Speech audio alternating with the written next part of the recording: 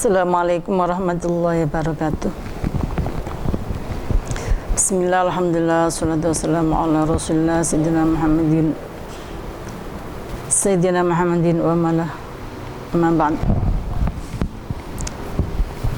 Anak-anakku, murid, santri, madrasah Aliyah Al-I'dadiyah Bahrul Ulum dimanapun berada, mungkin di rumah atau mungkin di pesantrennya, di kamarnya masing-masing, dan juga para muslimin yang berkenan untuk mendengarkan dan menyaksikan pelajaran ini atau pengajian ini dimanapun berada.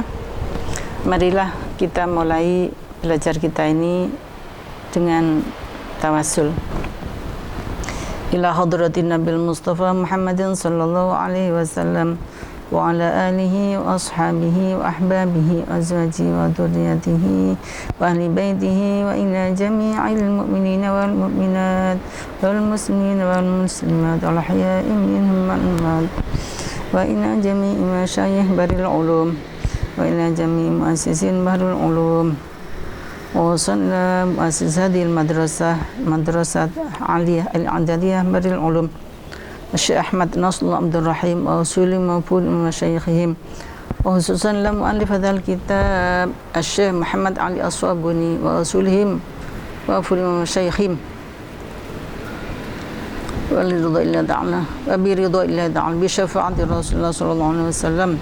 Lahumul Fatihah. A'udzu billahi minasyaitonir rajim. Bismillahirrahmanirrahim. Alhamdulillahi rabbil alamin. Arrahmanir rahim. Maliki yaumiddin. Iyyaka na'budu wa iyyaka nasta'in. Ihdinas siratal mustaqim. Siratal ladzina an'amta 'alaihim ghairil maghdubi 'alaihim waladdallin. Amin.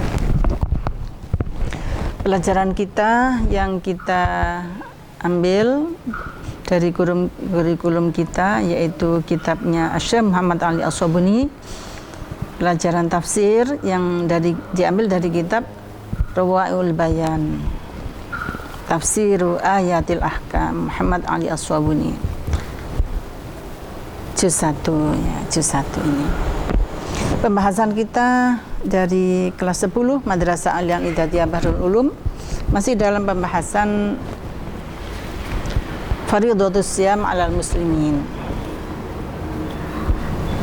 Kemarin kita sudah belajar tentang yang ada kaitannya dengan siyam, ayatus siyam, asbabun nuzul, dan juga al-ahkam asy-syar'iyyah, al-hukmul awal wal hukmul tsani. Dan saya sudah menerangkan juga tentang kenapa Syahrul Siyam disebut Syahrul Ramadan, ya, Syahrul Ramadan, Syahrul Siyam, karena Ramadan itu artinya panas, di mana setiap musim puasa itu terjadi pada bulan yang sangat panas, yang mana berfaedah untuk mematangkan kurma yang ada di pohon. Kurma yang kita makan enak sekali itu, Masya Allah. Itu matang. Kalau dibuat musim dingin itu tidak matang, sehingga musim haji itu betul-betul hasil panen kurma itu melimpah karena matang pada bulan Ramadan, bulan yang sangat panas. Jadi kalau di Indonesia ini Ramadan itu panas begini juga enggak terlalu panas dibanding panasnya daerah di padang pasir sana ya. Mungkin kemarin saya ada yang lupa menerjemahkan atau keliru ya. Yang mestinya faja'alahum ka'asfim ma'kul, ada sabu lisan saya. Jadi tentara bergajah itu dihancurkan oleh Allah sampai bagaikan daun yang dipangkan, yang dimakan ulat. Saya keliru mengatakan yang dimakan lalat, ulat sama lalat. Yang betul adalah bagaikan daun yang dimakan lalat.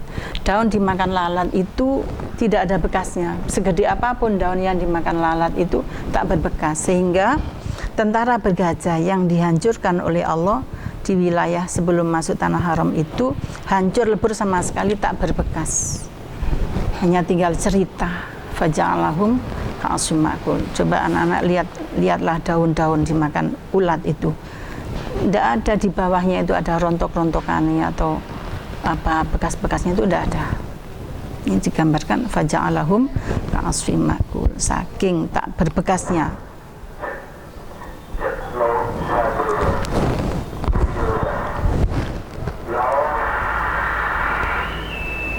Jadi tak berbekas. Untuk hari ini kita lanjutkan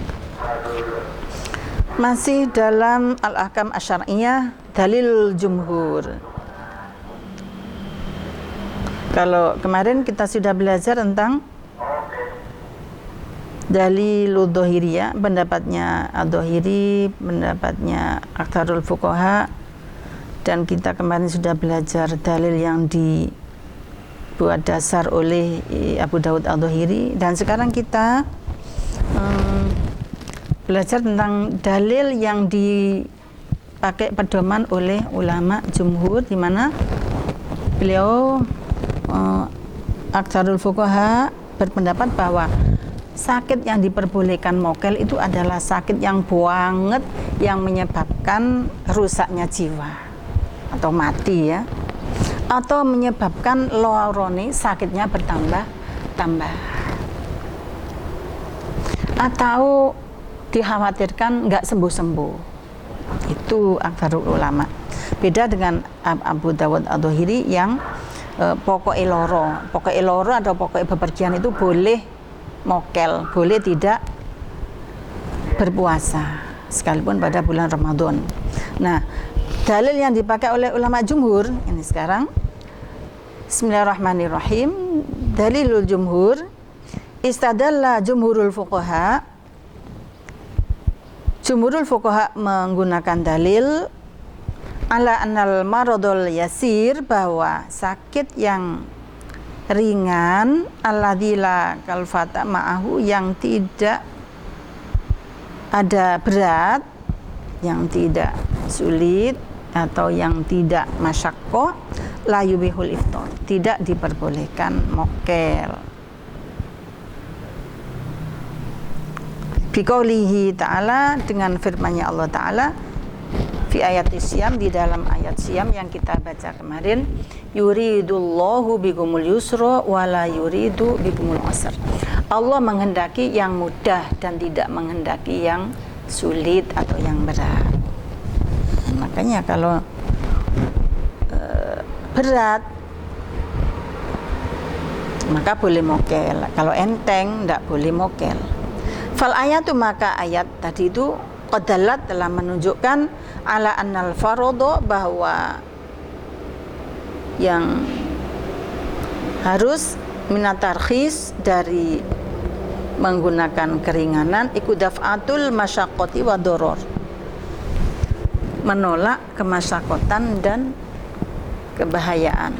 Jadi menolak kesulitan, menolak keberatan, menolak yang bisa menyebabkan penyakit itu menjadi tambah parah. Fa idza kanal maradu khafifan, kalau sakitnya itu ringan, wasafaru qoriban, dan bepergiannya itu dekat, fala yuqalu, maka tidak bisa dikatakan hunaka masyaqqatun, di sana ada masyakkoh. Fala yuqalu, maka tidak bisa dikatakan inna hunaka masyaqqatun rafa'at anisyam, tidak dikatakan di sana adanya kesulitan yang meniadakan kewajiban puasa. Jadi harus ada syarat masyaqqah. Fa ayyu masyaqqatin min wajail isbi' wal wadors. Nah, ini jumhurul fuqaha mengkritik pendapatnya Abu Dawud ad-Dhahiri. Fa ayyu masyaqqatin, mana ada masyaqqah, mana ada kesulitan, mana ada keberatan, kalau hanya dengan sakit kelingking, sakit jari-jari.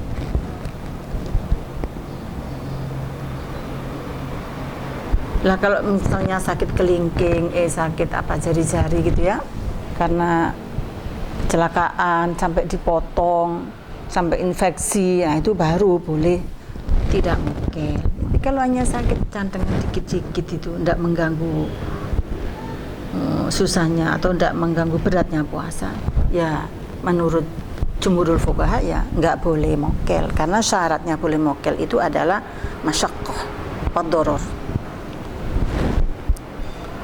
Jadi kalau hanya sakit kelingking ya jangan mokel. Kalau hanya sakit anu, sakit mata sedikit,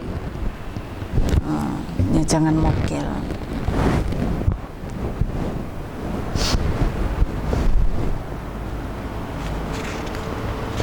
Jadi syarat boleh mokel tadi menurut jumhur itu adalah yang kira-kira menyebabkan lorone gak waras-waras atau menyebabkan sakitnya tambah parah atau bahkan bisa menyebabkan kematian. At-Tarjih yang dipilih oleh pengarang kitab ini Muhammad Ali As-Sobuni, saya ambil sedikit saja. Aqulu ma dhahaba ilaihil jumhur wa as-sahih. Aqulu saya mendukung ma dhahaba ilaihil jumhur, apa yang dipilih oleh ulama jumhur, yaitu karena adanya masyaqqah. Wa as-sahih, itulah yang sahih menurut saya. Alladzi yataqabbaluhul aqlu, yang bisa diterima oleh akal, biqabulin hasanin, dengan penerimaan yang baik, dengan penerimaan yang rasional. Lah, keringanan itu kan karena ada masyaqqah. Lah kalau ada masyaqqah, kalau tidak ada masyaqqah untuk apa diringankan? Misalnya anak pondok tidak mampu infak syahriah, atau siswa-siswi tidak mampu berinfak syahriah, itu kemudian minta keringanan, dispensasi karena adanya berat secara material. Tidak bisa bayar 100, ya sudah 50 saja.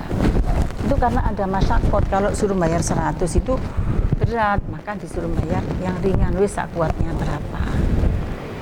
Nah, di madrasah Aliyah Al-Ihdadiyah ini kalau hafal Quran 5 juz itu sudah free sampai tamat ya, mulai kelas 10 sampai 11 sampai 12 free, dibayar dengan 5 juz Al-Quran. Silakan anak-anak kalau punya celengan hafal Al-Quran 5 juz, silakan laporan ke bendahara untuk mendapatkan keringanan. Nah, kalau misalnya anaknya orang kaya, jajannya sedino 50.000, terus mengaku masyaqqat tidak mampu bayar syahriah, ini kan tidak baik seperti itu. Atau tidak diberi keringanan, memang nggak perlu diberi keringanan.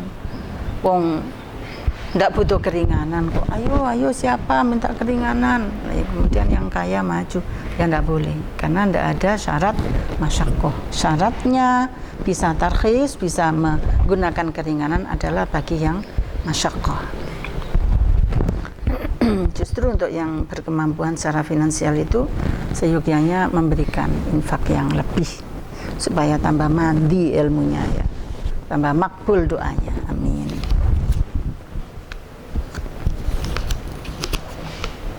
Kita masuk pada al-hukmu tsalits, dan ini pelajaran kita yang terakhir.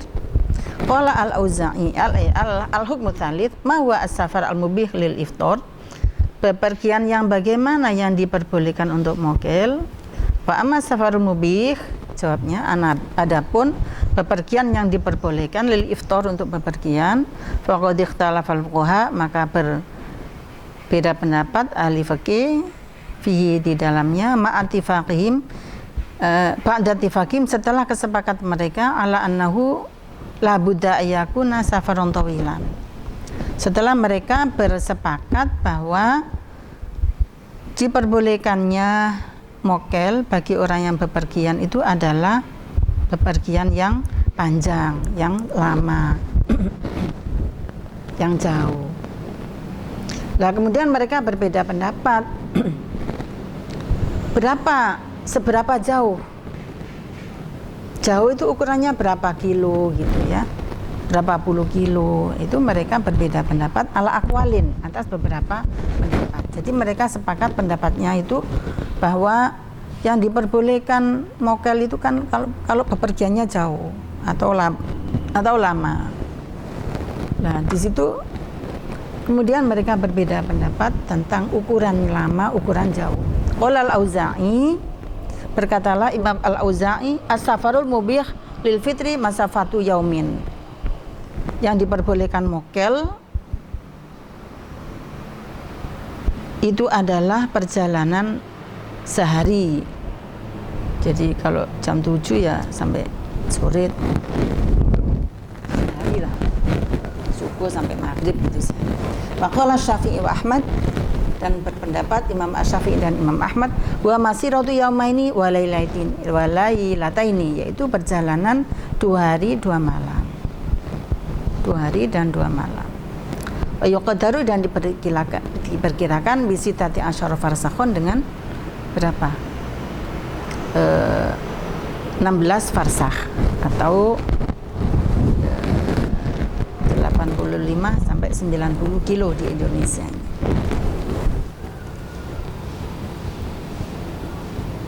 Nggak, Surabaya Jakarta naik pesawat cuma 1 jam. Ya, kalau mau mokel ya terserah Anda apakah ada masyarakat apa tidak. Maqala Abu Hanifah wa Tsauri, dan berpendapatlah Imam Abu Hanifah dan Imam At-Tsauri, masiratu thalathati ayamin ilayali. Perjalanan 3 hari 3 malam. Wa yuqdaru dan diperkirakan bi arba'atin wa ishrina farsakhon, 24 farsakh. Nah, ini lebih jauh ini ya. 3 hari 3 malam 24 farsakh. Jadi kira-kira 110 atau 120 kilo. Nah, para ulama berpendapat itu tidak hanya berpendapat saja, mesti ada dalilnya. Hujatul Auza'i, beralasan Imam Al-Auza'i, anna safaro, bahwa bepergian aqallu min yaumin, yang kurang dari 1 hari, safarun qasirun, adalah merupakan bepergian yang dekat.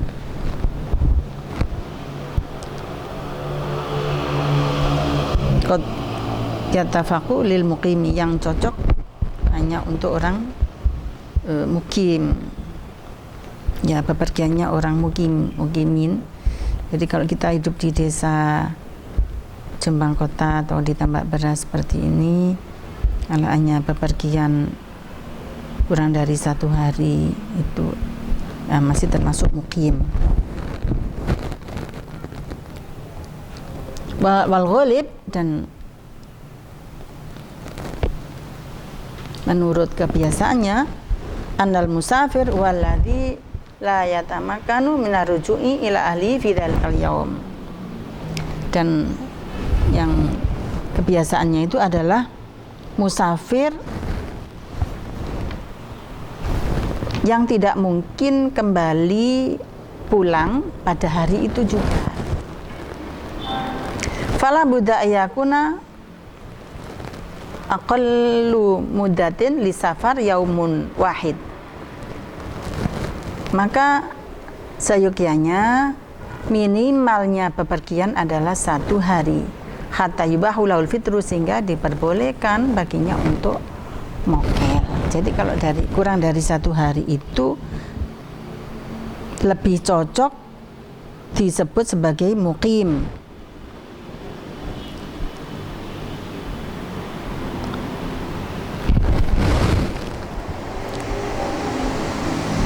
Nah, itu alasan yang digunakan oleh Imam Al-Auza'i. Tapi ini seharinya orang naik onta loh ya.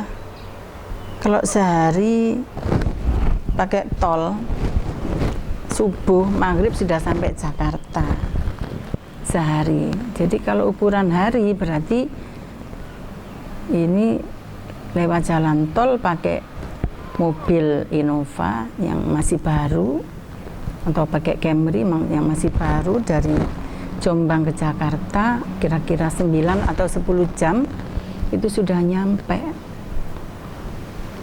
Nah, ini kalau pakai tol itu kira-kira nggak boleh mokel ya, itu kan belum sampai sehari 9 jam itu. Sehari itu ya 12 jam. Subhanallah.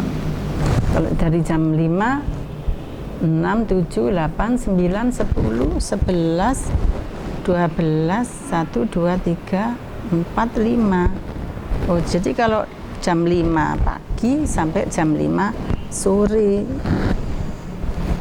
Nah, kira-kira Surabaya Jakarta gitulah ya. Surabaya Jakarta itu perjalanan sehari pakai mobil, pakai jalan tol. Nah, itu boleh mokel.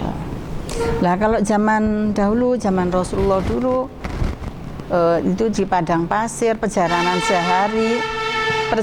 sehari ya hanya kira-kira dapat berapa kilo begitu ya, 20 kilo mungkin kalau ukuran sini. Nah, gitu ya. Hujjatus Syafi'iyah wa Ahmad. Yang ketiga ini pendapatnya Imam Syafi'i dan Imam Ahmad. Yang kedua ya. Yang pendapat yang kedua Hujjatus Syafi'i wa Ahmad. Anna safar syar'iyya, bahwa bepergian secara syar'i waladhi tuqsaru fi sholat, yaitu yang diperbolehkan qasar di dalam bepergian itu.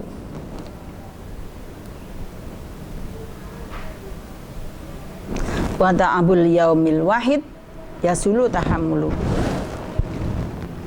dan yasulu tahmiluhu, dan bepergian kalau hanya sehari itu ringan untuk ditanggung ya. Ringan untuk ditanggung itu artinya ya enteng gitu ya. Amma idza takarrara ta'ab, adapun apabila kecapean itu berulang-ulang fil yaumaini, di dalam 2 hari, fa innahu yashuqu tahmiluhu, itu adalah berat untuk ditanggung, dirasakan. Fa yunasibu rukhsah, maka layak untuk mendapatkan rukhsah. Makanya itu menurut Asy-Syafi'i dan Ahmad itu adalah minimal 2 hari 2 malam, karena kalau hanya pergi sehari itu kan capeknya hanya sehari saja dan itu ringan, dirasakannya itu ringan. Maka menurut beliau itu belum layak untuk mendapatkan rukhsah.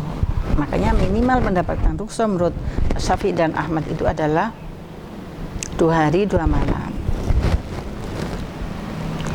Dalil yang kedua yang dipakai oleh Imam Syafi'i adalah tanian marwiya anin Nabi annahu qol, apa yang diriwayatkan dari Nabi bersabda, Nabi SAW bersabda, ya ahla Makkah, wahai ahli Makkah, la taqsuru, janganlah kamu mengqasar salat fi adna min arba'ati burudin, dari perjalanan yang kurang dari 4 burud, min Makkah ila Aswan, kira-kira dari Makkah ke Aswan.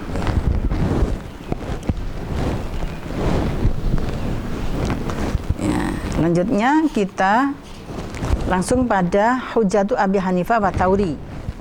Alasan yang digunakan oleh Imam Abu Hanifah dan Imam At-Tsauri, yaitu bahwa bepergian yang diperbolehkan mokel tidak berpuasa adalah bepergian 3 hari 3 malam dan diperkirakan 20 farsah, 24 farsah ya, 120 kilo gitu ya, kira-kira seperti itu. Hujjah Abi Hanifah wa Tsauri. Awalan, wahtaja Abu Hanifah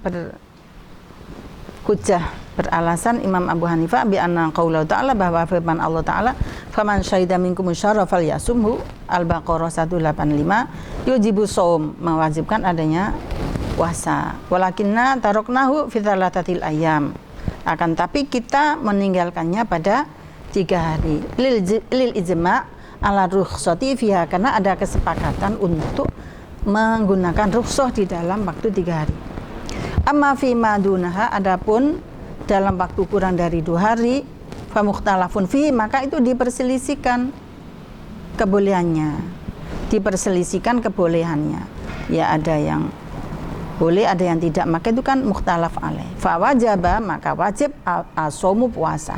Ikhtiyatian, karena berhati-hati. Jadi pendapat yang paling berhati-hati di sini pendapatnya Imam Abu Hanifah wa Tsauri, karena kalau hanya berpergian yang kurang dari 3 hari 3 malam itu diperselisihkan adanya mukhtalaf alaih. Fa wajaba ya mukhtalaf. Fa wajaba shaumu ikhtiyatan. Alasan yang kedua yang dipakai oleh Imam Ats-Tsauri dan Imam Abu Hanifah adalah wahtaja biqauli alaihi salam,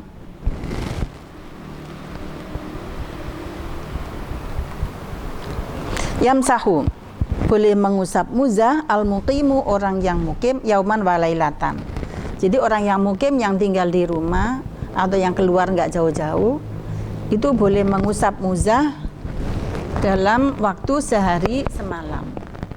Wal musafiru, dan orang yang berpergian, thalathata ayamin walayaliha, boleh 3 hari 3 malam, tidak melepas muzah. Muzah itu sepatu dari kulit yang tidak tembus air. Inilah yang dipakai alasan oleh Imam Abu Hanifah dan Ats-Tsauri. Faqad ja'ala asy-syari' Allah Subhanahu wa taala menjadikan illatal mashi, alasan mengusap muzah, tidak memakai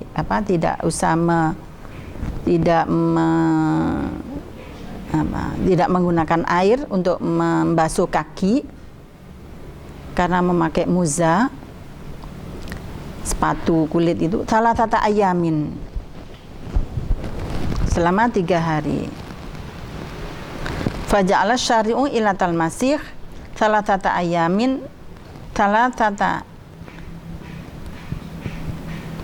ayamin 3 hari, lisafari, untuk orang yang bepergian. Waruhosu la tu'lamu illa minasyar'i, dan rukhsah, keringanan, dispensasi ikulah tidak diketahui kecuali dengan ajaran syariat. Fawajaba ya'tibaru tsalati safaron syar'iyan, maka wajiblah menggunakan 3 hari ini sebagai safar secara syar'i, safar secara syariat yang diperbolehkan untuk mokel. Safar yang diperbolehkan untuk mokel secara syar'i, syariat.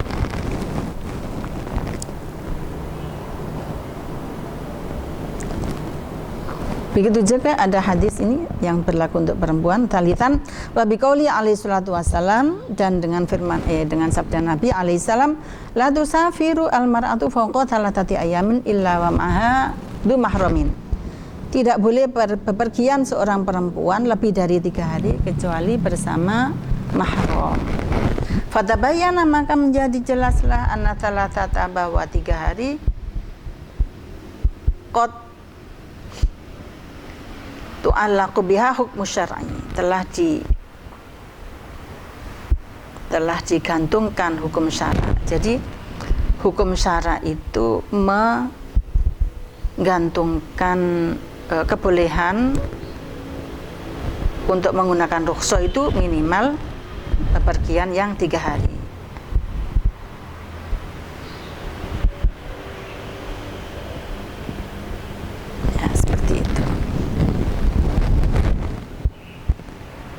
Wa ghairuha lam yuta'allaq, dan selain 3 hari itu tidak dikaitkan. Fawajaba, maka wajiblah takdiruha, untuk mengkira-kirakan fi bahatil fitri, di dalam hal diperbolehkannya mokel. Jadi ini dikaitkan dengan 3 hari. Semua diperbolehkannya rukhsah itu adalah dalam waktu 3 hari. Tentu saja 3 hari 3 malam. Perempuan boleh bepergian tidak boleh bepergian lebih dari 3 hari 3 malam kecuali dengan mahram.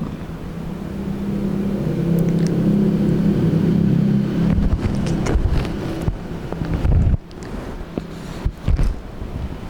Sampai di sini pelajaran kita, dan masih panjang sebelumnya kalau kita ikuti semua tafsir dari Muhammad Ali As-Sobuni tentang ayat faridatus syam alal muslimin. Akan tapi untuk kita yang masih mau belajar tafsir di tingkat permulaan ini, kita ambil yang pokok-pokoknya saja. Dalam kesempatan ini dari awal bab syam ini bisa kita simpulkan, dari bab syam sampai akhir yang kita baca ini dapat kita ambil kesimpulan. Yang pertama adalah ayat kutiba alaikumus syiyam itu diwajibkan atas kita berpuasa. Kama kutiba alladzina min qablikum la'allakum tattaqun. Sebagaimana diwajibkan atas orang-orang sebelum kita. Jadi sebelum kita kaum muslimin umatnya Nabi Muhammad ini sudah ada kewajiban puasa. Diharapkan untuk bertakwa. Yang mudah-mudahan setelah Ramadan nanti takwa kita kepada Allah itu semakin mantapnya. Dan perlu diketahui bahwa ayat 183 dari surat Al-Baqarah itu dinasakh dengan ayat 184. Jadi ayat 184 dinasakh dengan ayat 185.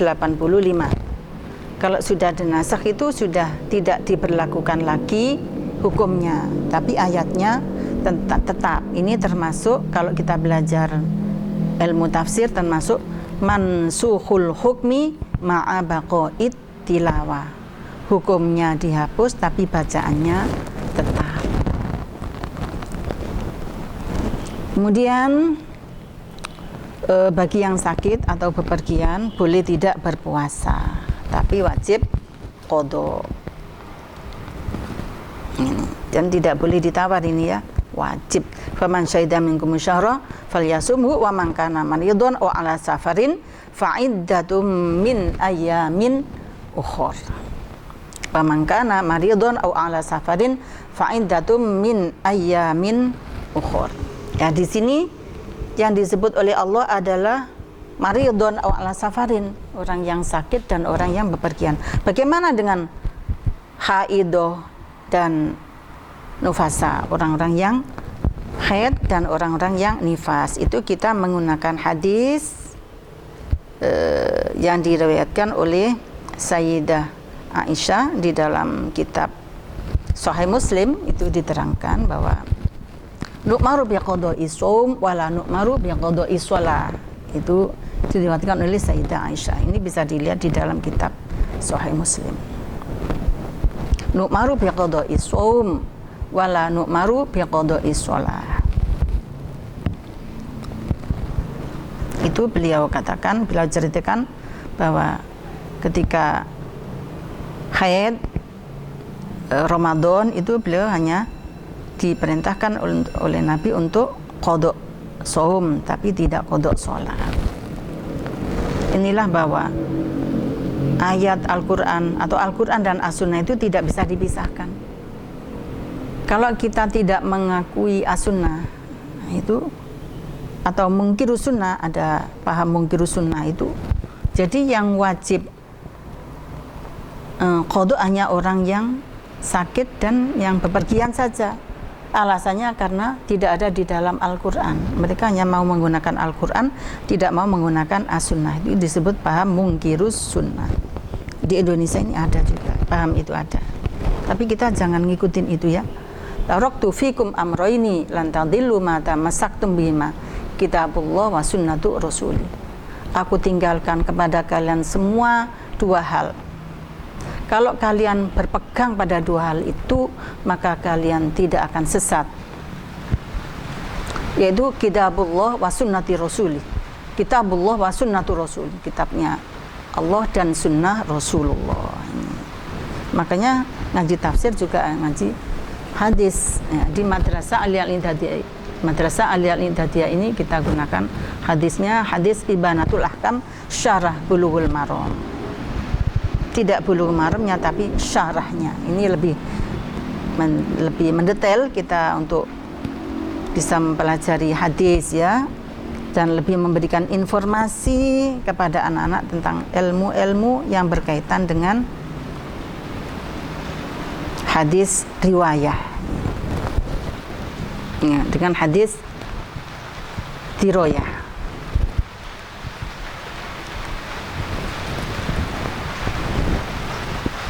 Kemudian catatan yang harus kita ingat juga adalah bahwa pada bulan Ramadan itu awalnya dulu pada pertama kali diwajibkannya puasa Ramadan itu orang selama satu Ramadan full kira-kira 30 hari atau kadang 29 hari itu tidak boleh berkumpul suami istri sama sekali.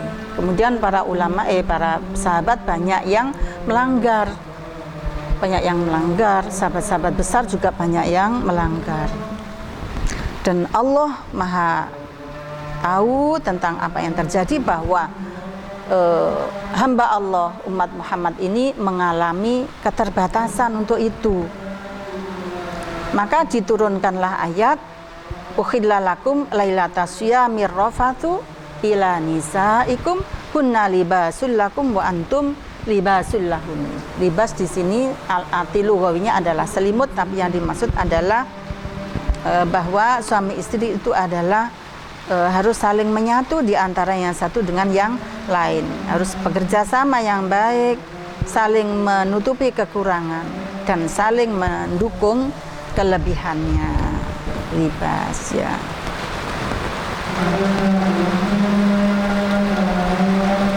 Dan kenapa bulan Ramadan itu disebut Ramadan? Karena bulan Ramadan itu pasti terjadi pada musim panas. Ramadan itu artinya panas ya.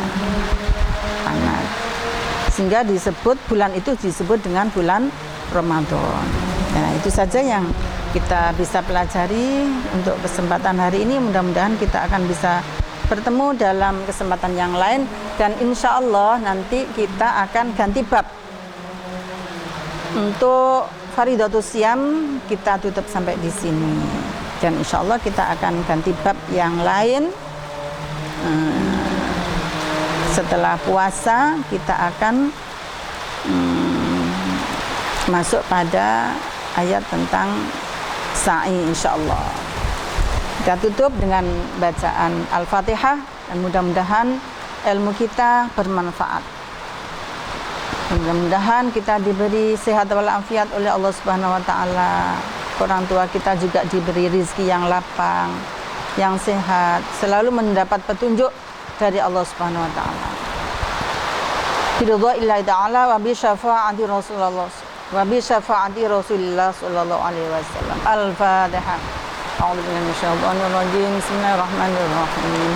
Alhamdulillahirabbil alamin. Arrahmanir rahim. Maliki yaumiddin. Iyyaka na'budu wa iyyaka nasta'in. Ihdinas siratal mustaqim. Siratal ladzina an'amta 'alaihim ghairil maghdubi 'alaihim waladdallin. Wallahul muwaffiq ila aqwamit thoriq. Assalamualaikum warahmatullahi wabarakatuh.